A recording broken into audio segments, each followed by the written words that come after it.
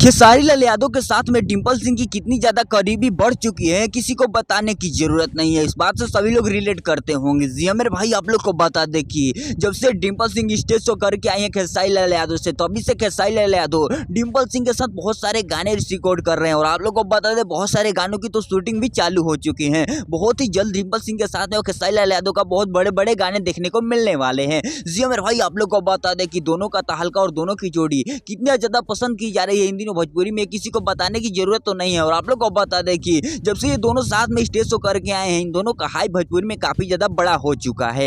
इसी को लेकर खेसारी लाल यादव ट्रेंड को फॉलो करते हुए काफी बड़े बड़े गाने और काफी प्यारे प्यारे गाने की शूटिंग कंप्लीट कर रहे हैं डिंपल सिंह के साथ में। और डिंपल सिंह के साथ में जब गाना आता है तो काफी अतरंगी और काफी कॉमेडियन टाइप का गाना आता है। तो क्या ये जो गाने रिकॉर्ड हो रहे हैं इनमें कोई कॉमेडी गाना है कि सभी सैड सॉन्ग ही भरे हुए हैं? दोस्तों आप लोग को बता दें कि बहुत बड़े बड़े और बहुत प्यारे प्यारे गाने आने वाले हैं। तो गानों के बारे में अपडेट पाना चाहते हैं तो चैनल को सब्सक्राइब कर लीजिएगा और इन लोगों के बारे में आपके कहते कमेंट करके जरूर बताइएगा। मिलो किसी नए वीडियो में किसी नए टॉपिक के साथ, तब तक के लिए बाय।